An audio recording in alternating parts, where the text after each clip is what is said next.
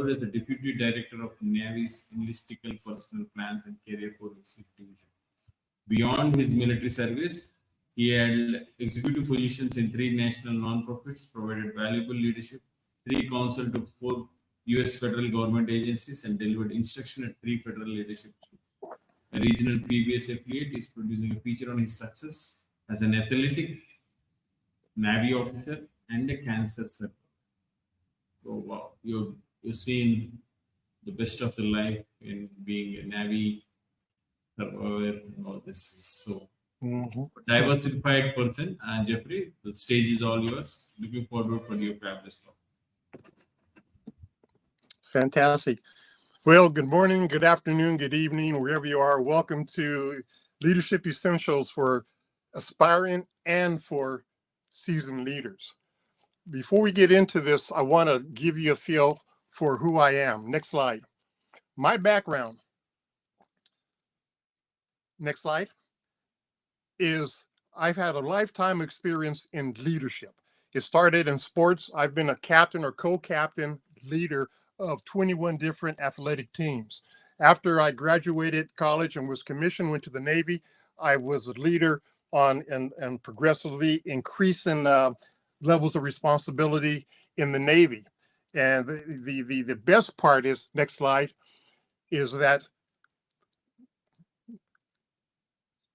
I was the commanding officer of 5 different ocean-going minesweepers on the left, and the ultimate was the $800 million destroyer that he said in the introduction, that 350 people on that was my ship. After I came ashore, I led leadership programs on 4 university campuses here in the United States. Next slide. After I exited the service, I went into leadership roles as a vice president, as executive directors, and there's a few of them listed here. But my point is that I've been in this leadership game all along. It's not been something that I picked up and I read in a book. It's not something that someone told me. I've lived it for 30 years in the Navy, and then for the last 20 years as a civilian. Next slide. Some admin notes. Number 1, this is not Leadership 101. It's not Leadership 501. It's not Leadership for Dummy. It assumes that everyone on this call has a fundamental understanding of what leadership is, and in their mind, how they view themselves as a leader.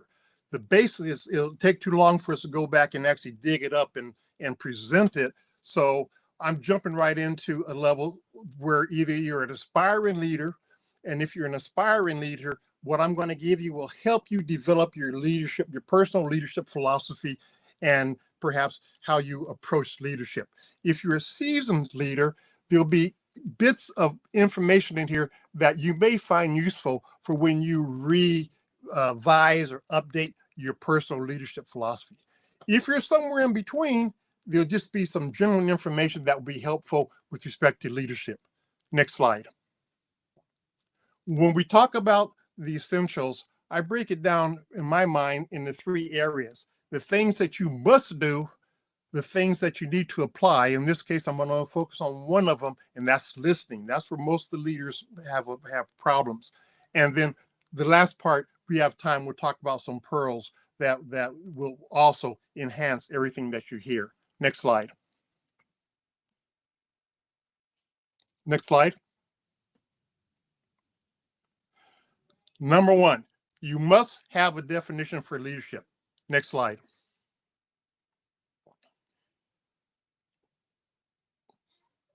Okay, next slide. There you go. This slide here, because of how we're doing it, doesn't come across well. But what it is, on the screen, you're looking at the definitions of about maybe 20 different definitions of leadership, and they're just piled on top of each other as opposed to rolling in. That's okay. It just gives you a feel. Leadership is very complex. There's over 850 definitions of leadership. 850. We've been looking at it since ancient times. The philosophers looked at it. Here in recent times, we got scientific with it. We're looking at it, and still there is no one agreed upon definition of leadership. It's very complex. And that's part of the problem. So if it's so complex and there's no one definition, what do you do? What I do and what I suggest, if unless you have your favorite, is to borrow someone's, edit it to make it your own, and adjust it. Don't just grab it and just throw it out there and say, that's my definition and that's how I'm going to lead. No, you have to understand it and believe in it.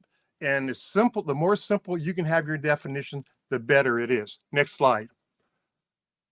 I like the definition of leadership with the former Navy President John Quincy Adams about if your actions inspire others, to dream more, to learn more, to do more, and become more, you are a leader. If you peel back that statement, you will find it talks about competency, it talks about trust, it talks about integrity. So it has all the elements that I find valuable in leadership in this definition. So I don't mind using his quote, but I need to make it my own and make sure that it fits what I'm looking for. So you have to have that definition and figure it out. Next slide.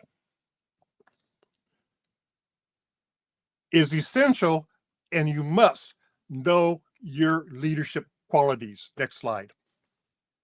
This is just a sample of the qualities that are out there. We talk accountability, we talk courage, we talk communications, we talk resilience, respect, self-awareness, flexibility. These are things that need to be incorporated into your whole leadership scheme. You have the definition, and now you have the qualities of leadership for effective leadership that are incorporated into that. Next slide. The next thing you need to understand is your leadership style. Next slide. And this is where most people don't do so well. Next slide. I just listed a handful of the types of leadership styles. You have a leadership style that fits somewhere in here, or a few others that I don't have listed. For example, the autocratic, we'll talk about that, is something I did when I commanded my warship. But when I went ashore and I became a democratic leader, because I was working with a group of people and I wanted their input to decision making as we move forward. On a warship, it's not a democracy. The captain makes the decisions and he may solicit input, and that's why I was an autocrat at that time. But I changed based on the situational dependent. So take a look at this list here, find out where you are, including laissez-faire, which I did when I was a football player, where you point people in the right direction and then hands off and let them do what they need to do. Next slide. Whatever you have, when you talk about your definition, your qualities, and your style. Next slide. You have got to own them. Okay, you've got to own them. And the examples, like when I was young, I baked a cake. I took out the flour, the eggs, the water, and all that stuff, put it into a bowl, a cake pan, put it into the oven for 45 minutes, took it out, took some Betty Crocker frosting and put all around that bad boy. There was a picture how it looked when I took it out. When I got ready to slice it and to give it to my guests, to serve it to my guests, I remember, oops, I forgot to put sugar into the batter. So there was no sugar. So did I run to the pantry, grab a cup of sugar and sprinkle it on top of it? No, it's not the same. What you have is got in that cake, the sugar has got to be integral to the cake. It's got to be part of its constitution. We talk about leadership, philosophy, qualities, and styles. They need to be integral to you and part of your constitution. Otherwise, it's like sprinkling sugar on top. That's like if I took somebody's, what they say about leadership, and yes, this is what I'm going to do. That's sprinkling sugar on top of it. You need to find your comfort zone and where you can actually deliver and make it part of you. You got to think it, you got to dream it, you got to talk it. Otherwise, you're baking the cake without sugar. Next slide. All these definitions, all the stuff we talked about, you need to fold into a leadership philosophy. A leadership philosophy is how you tell your people, how you tell yourself, how you're going to lead. actually, next slide, how you're going to lead, what you expect of them, and makes clear these two things. I broke it down in two areas. Makes clear some things and gives direction. You need to know what I expect of you. You need to know what you can expect of me.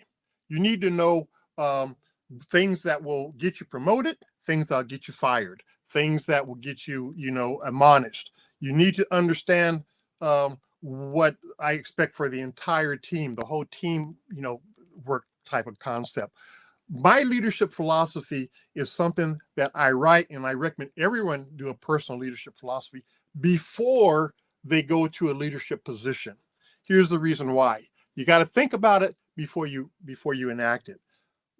When I talked about commanding 6 different warships, every ship before I went, I wrote a leadership philosophy that said, here's who I am, here's my ideology, here's my traits, here's my style, here's what you can expect, here's what I can expect, and so on and so forth. And have that kind of kick around in your brain and refine it so that when you get to your ship or get to that leadership position, you first give yourself a few days to understand the environment, and then you say, okay, I'm ready to talk about my philosophy. Here is what I expect. Here's what you can expect from me. So that leadership philosophy is very important. You can rewrite and update your leadership philosophy based on your situation, and we'll talk about that in a little bit. Next slide.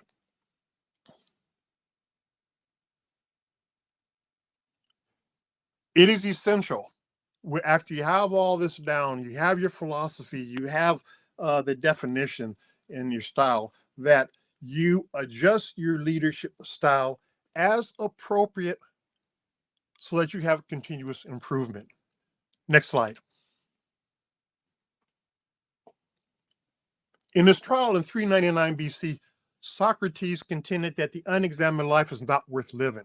He was talking about his contemporaries who were pursuing goals such as fame, wealth, luxury, without ever stopping to realize or to think about what they were really doing. And if they were doing what they were doing, could be pursuing, wasteful or dangerous goals.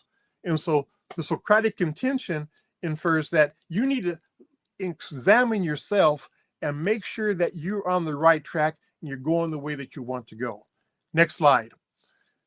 As you do that, as a leader, you're going to find out that there need to be some changes here. Next slide.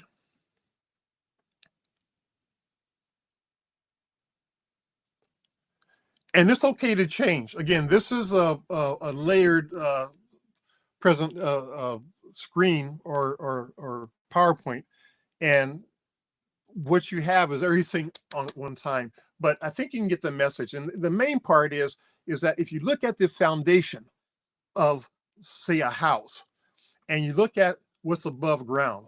Oh, here we go. Say I bought a house and it's a 5-bedroom house, but I want to change it around. I want to take this wall out. I want to put in a bathroom here. I want a bigger kitchen. You can do that and change around the entire house to fit your needs and your style and what you want at that time. You do that, but you don't change the foundation. The foundation stays the same. With respect to leadership, I talked about I was an autocratic leader, and then I became a democratic leader. And at one point, I was a laissez-faire leader. I changed my leadership styles, but I didn't change my foundation, my core values, my integrity, ability for people to trust me, and so on. The foundation does not change. So do not be hesitant to change your leadership style. Next slide. You need to change it to keep it up to speed. When I was an American football player and leading the team, I was a laissez-faire kind of guy. I pointed them in the direction, gave some guidance, and they went off and did what they needed to do. When I went to my ships, this was a destroyer, I became autocratic, because particularly in a war zone or certain circumstances, we're not going to take a vote on what we should do. The government entrusted me with that $800 million ship and 350 people to make decisions that are in the best interest of the U.S. Navy, the United States of America, and taking care of my crew and anyone else we're supporting. So I changed, from laissez-faire to autocratic. When I rolled ashore, and I became a civilian, I became a democratic leader. People are more motivated and more engaged if you involve them in the decision-making process. Now, that's not to say that what they say you're going to do, but at least you have their input. And then you may say, yes, I like what Joe or what Mary said, or we're going to do a combination thereof. At least give them a chance to weigh in. And more times than not, they will surprise you. No one of us is smarter than the all of us. And in that circumstance, it is very helpful to have people provide their input and based on how they see things. And if this is also a key factor for you. If they're way off in left field, that means that you did not do a good job talking about your leadership philosophy because they're outside the realm of where you want them to be or what you expect of them. And you can reel it in. By the way, anytime something goes wrong, the first question you should ask is, what did I do to confuse or to screw things up? Always look at yourself first. And a lot of times that's where the answer is. You're not clear in communications and you're not listening, which we're going to talk about. So having the democratic style of leadership is very helpful. If I were to go back to a Navy position in another warship, I'd change my style around, like rearrange the top of the house, take out the walls and all, and go back to autocratic because that suits what I need at the time. Next slide.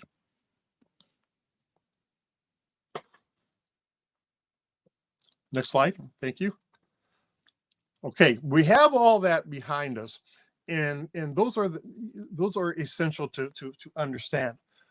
What I want to talk about now is on that list where I talked about the traits, or talked about listening, being an active listener, things like that.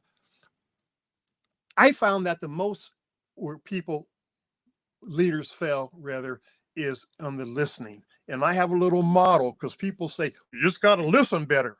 It's not that easy. And if people don't offer you a model or a way to think about it, not saying that's the only way to do it, but at least to give you a jump start with it, then they're cheating you. Or go buy my book and then you can learn it. We're not gonna play that game. Next slide. Leonardo da Vinci said people look without seeing, touch without feeling, eat without tasting, move without physical awareness, hear without listening. And boy, oh boy, was he spot on. Next slide. I believe the one reason that we do a poor job of listening is that the activity that an executive or a leader does versus how it's taught in primary, secondary, and post-secondary schools are out of whack.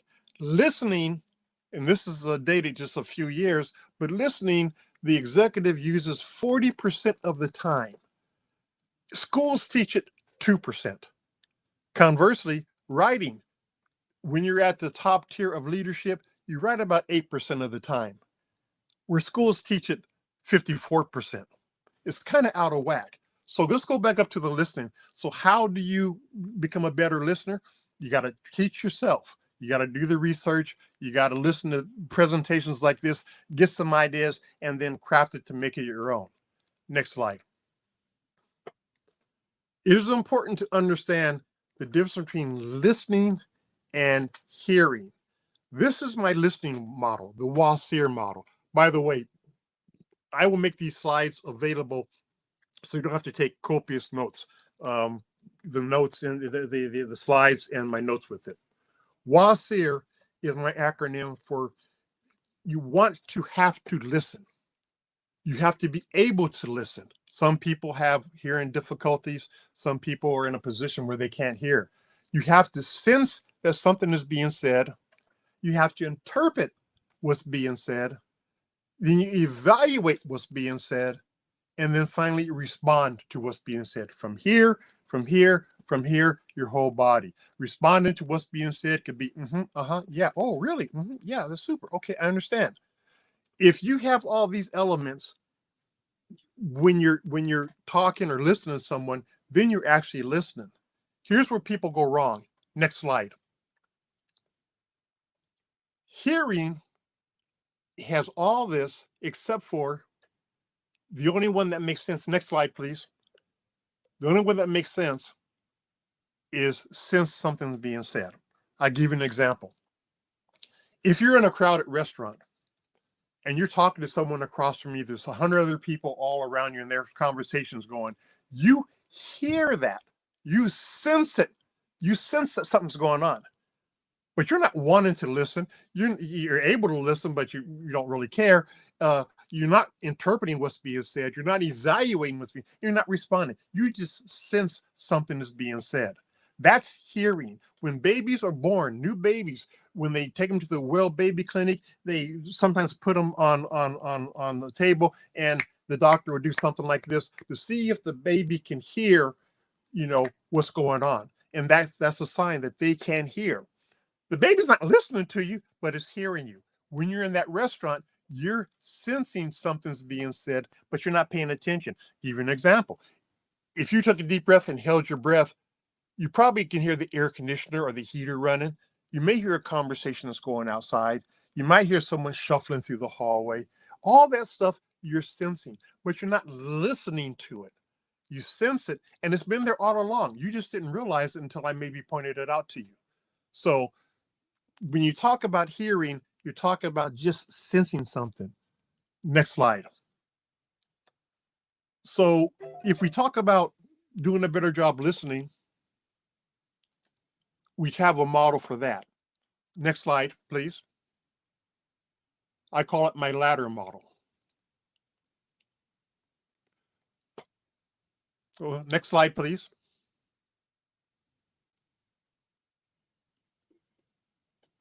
While we're waiting for the slide to catch up with us, ladder is an acronym. When you are listening to someone, the best way to listen or how to listen, next slide, is to look them in the eyes. In this day of Palm Pilots and phones and things like that, people have a tendency to be talking, looking at you. They're not looking. Next slide. What you need to do is you need to focus, next slide, on looking them in the eye. You got to look them in the eyes, not 100% of the time like this, but have eye contact, because you can pick up through body language along with the words what they're saying. You need to ask, let's say, open-ended questions. If you say something and I'm not really clear about it, you don't want to say, did you say XYZ? Yes or no? No, open-ended. Do I understand you to say that XYZ? Is that what you're saying? Can you confirm it or tell me what I need to know? So open-ended questions. As you do that, you don't want to distract them. So you wait to a natural break. Interrupting the speaker is one of the worst things that you can do. They're talking and you're saying, oh, whoa, hold on something. Okay. If you can hold your question to the end, hold it to the end or till there's a natural break. Distractions. You don't want to distract. If you're in an office where the door is open, the phone is ringing, people are coming in and out, those are distractions. And when people are talking to you, you become distracted on listening because you're paying attention to all this other stuff. Close the door. Turn off the phone. Don't disturb me for an hour while I'm in this conversation. Minimize distractions. You also have to check your emotions by the door. Big area, and a lot of people have problems. If I came in and said, I am a Republican for the U.S., the political parties. Nope, I'm a Democrat. Nope, I'm a fan of the Naval Academy. Nope, I'm a fan of this university over here. Nope, I was born in the South. I was born in the North. I was born in California. I was born in New York, and that's where I live. Some people react to that emotionally. If I say I went to the Naval Academy and you went to the U.S. Military Academy, West Point, some folks, I'm not going to listen to you. I don't make any sense. You got to do the same thing. When people are talking, if they're not of the same cut as you, it's okay. Check your emotions by the door. Take in what they have. Not saying you have to agree with it or disagree, but at least you're going to have a chance to listen to it and understand it. After you do that, after you look them in the eyes, ask the questions, you don't interrupt the speaker, you minimize distractions, you check your emotions by the door, you respond from here, from here, from here. When I say from here, you got to be thinking about what your response is. Here, you can talk it and say, okay, well, here's what I think. And by the way, when you talk with people or they're talking to you, it's okay to agree or disagree. That's not a problem. Matter of fact, I encourage that. However, what I do encourage, if you disagree, you need to tell me the reason why, which is good. And same thing if you agree, tell me the reason why you agree. And then the next level is tell me how you would say it, do it, act it, present it better. That's called learning. So it's okay to agree or disagree. And actually, you learn a lot when you're talking with people when they disagree and say X, Y, Z. I didn't think about that. So agree, disagree, doesn't make a difference, but know the reason why. Next slide. These are what I call some pearls that I think every leader, every good leader has got to understand. Next slide. Always shoot across the bow. In the 18th century, the British Navy ruled this ocean, and they had wars at sea and they had wars ashore. And at sea, the ships would be out there sailing, and they would see an enemy ship or a ship they wanted to slow down or stop or attack. What they did, they announced their presence by shooting a cannonball across the bow of the ship. Got the ship's attention, and the ship was aware that there was something going on they needed to pay attention to. When you talk to your people, you need to give them a shot across the bow if they're not performing to the standard that you expect. And I say that with respect to, contrast it to a torpedo under the waterline. A torpedo under the waterline. You don't see it coming. It comes out of the blue, and next thing you know, bam, you're sinking. If I call you into my office and I say, Mary, you've been doing a real good job, but there's some areas you need to improve. And I think that you need to become a better listener. I want you to develop a leadership philosophy for yourself. And actually, I want you to replace me in this chair. To do that, we need to make some changes. So I'm asking you to, take a round turn, put some effort into thinking through this stuff and see if you can be more assertive, more aggressive, whatever I want them to do. But please try to do that. That's the shot across the bow. 45 days later, we have the conversation again, and Mary's doing great.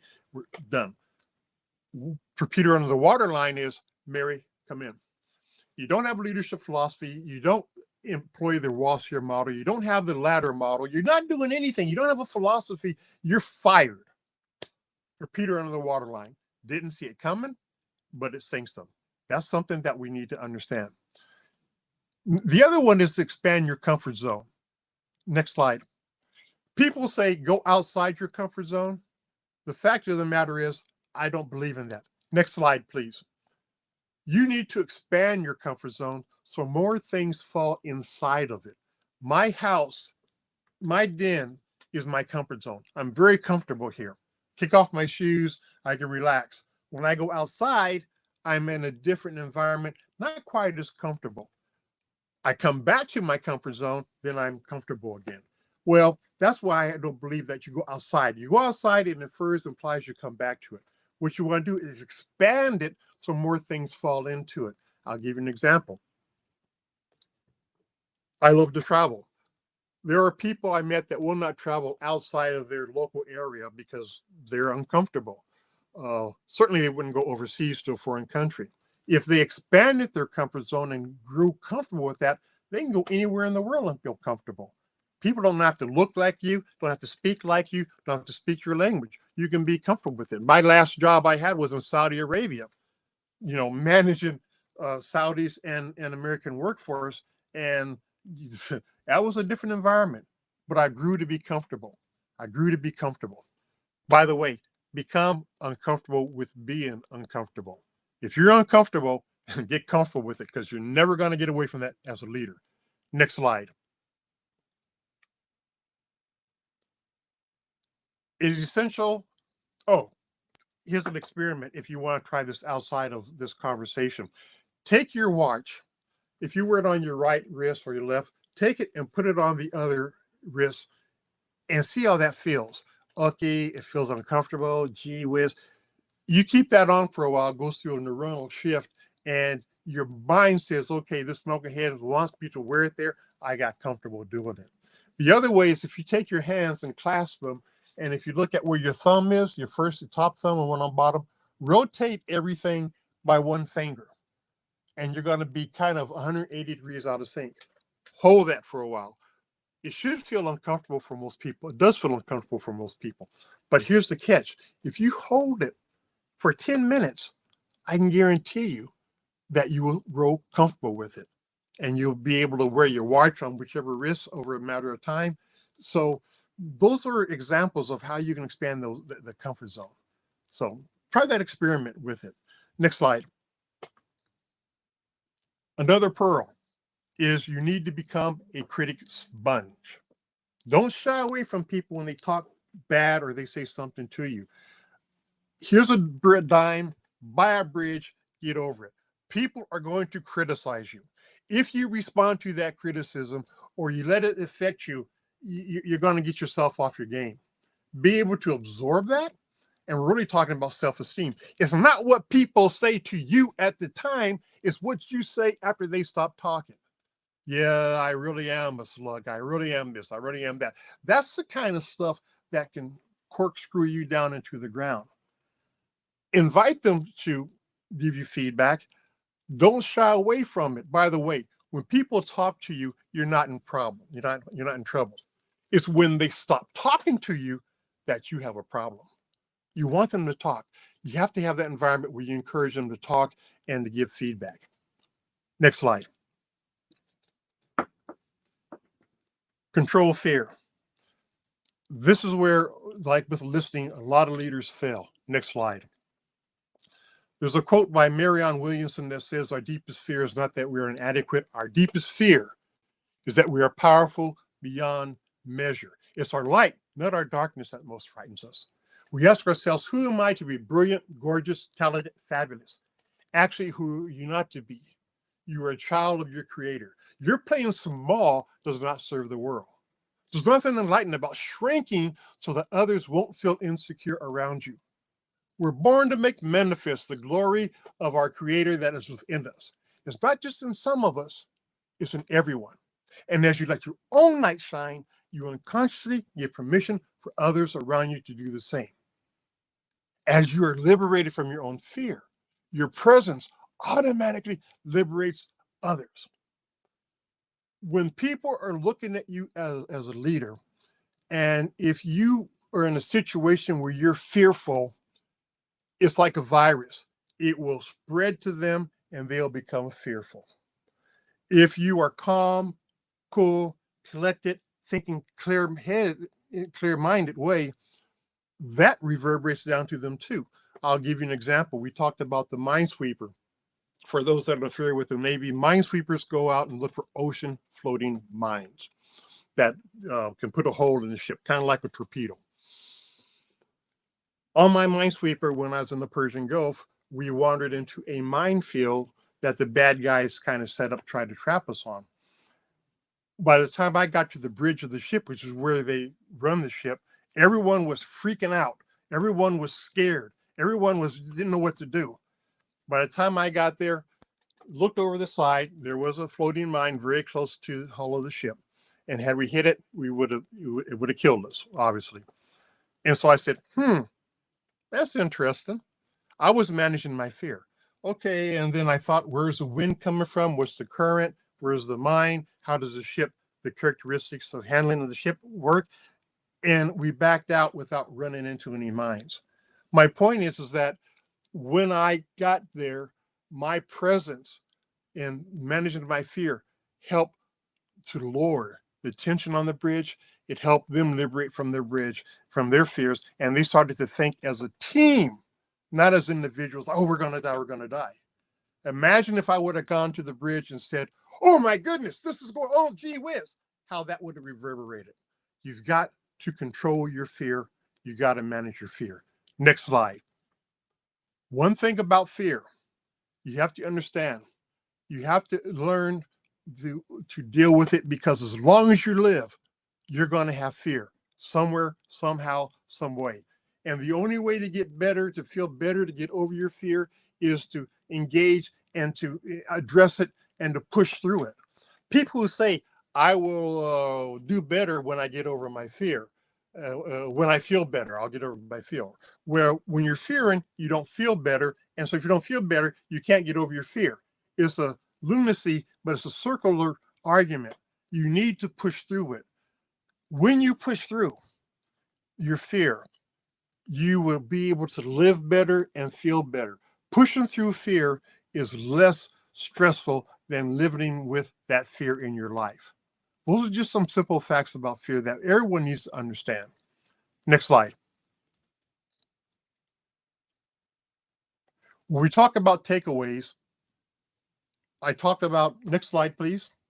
I talked about what you must do, what you should apply, in the pearls. These are the things that we talked to. And again, this is just a sample of things you need to do that are essential to you being a successful leader. You've got to be a successful leader. The must, the apply is for leadership, listening, and the pearls are things that kind of help round you out. I recommend that you keep those in the back of your mind. Next slide. So all this, what's my call to action? The first thing is understand the basic leadership essentials, which we just talked about. Then if you don't have it, have your definition, have your style, embody that effective leadership, and so on and so forth. And the bottom one says that change your style is necessary and appropriate. Don't be afraid to do. Next slide. There's a Chinese proverb that says, ooh, I see, I forget. I hear, I understand. I hear, I remember. I do, I understand. Next slide. Whatever you're doing with respect to leadership and everything else, I call it, my philosophy is getting into the pool. Next slide. Getting into the pool. If I stand in front of you and I'm going to teach you how to swim, I can show you the strokes. I can talk about buoyancy. I can talk about breathing. I can talk about coordination, muscular development, all that stuff. And you will be able to take notes. Got it. But until or unless you get into the pool and start to swim and apply that, you're not really going to understand it. The same thing is with everything I spoke. Until you incorporate into your leadership style or adopt it as your leadership style and start to work with it, you're never really going to understand it. You're sprinkling sugar on top of the cake, and you want to avoid that. Next slide. My website is under being reconstructed. We had a hacker. So if you have questions or you wanted to get the slides from me or anything, feel free to send it to my personal email. All I ask is that you put question somewhere in the subject line so I can identify it a little bit more rapidly. The other thing is, when we talk about leadership, I am a cancer survivor. And we also do presentations on cancer awareness. I believe the more people who are aware of cancer and can prepare themselves to prevent it through, going to the doctor or giving donations, there's things that they can do to protect themselves and their loved ones.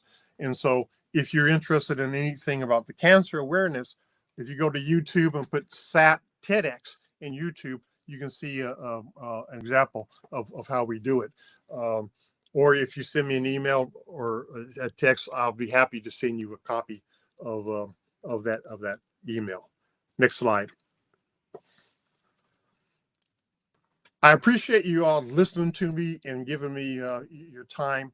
You're all wonderful people. You're at great levels. You accomplished a whole lot, and I really salute you for that.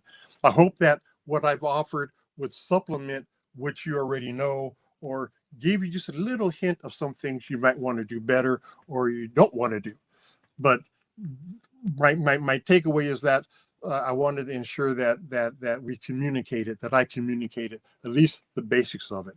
So having said that, And I do apologize. We had a technical issue with the slides, so they didn't come on like we wanted them to, or later on, but I think you got the gist of it.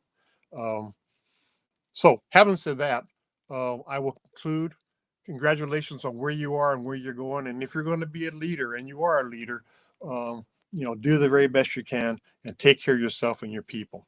Thank you. And with that, I'm open for any questions that we may have.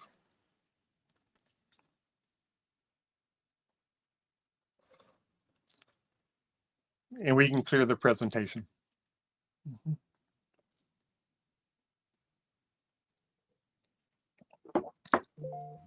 Thank you so much, Jeffrey, for the long, astonishing speech on leadership skills Thank and you. future directions. As a naval officer, you've come across a long way, seeing all these roles. And what piece of advice do you give to the next generation leaders in terms of leadership? What should the next generation pay more attention in terms of leadership skills, apart from their personal this thing? Yeah. No, the biggest thing is to know who they are. To thyself be true. They need to understand who they are and what they stand for. There has to be some principle that they believe in. There has to be some goal that they aspire to. If you're like a cork on the water in the ocean, it'd be floating and goes in any direction, anytime. And that's when they don't have the focus about, this is who I am. This is who I want to be. With respect to leader, this is what kind of leader I want to be. And then go after it to learn how I can become that kind of person. You can take what's out there, adjust it to make it fit your style, but it could be a jump start. Everything that I have, the books behind me and the books I have here, you think all this came from my head and just from the Navy? No. I've educated myself and I decided what I wanted to do and I go after that. So my advice to the next generation is, first, know who you are and what you stand for. And secondly, know what kind of leader you want to become, and then pursue that. Yeah, it's called adaptive leadership, right? In terms of how we Yes, sir. Yes, sir. Mm-hmm. Thank you Yep. so much. Thank you so much for your insights. And this is Jeffrey Kendall Sapp. He'll be available, and he has got so many awards in terms of leadership as a naval general and all sort of hierarchical ranking in the professionalism. Please contact him for any sort of leadership skills. Thank you so much, Jeffrey, for your value. Thank you so much. Absolutely. Thank you for the opportunity. Thank you. Bye bye. Take care. Thank you so much. Have a good day.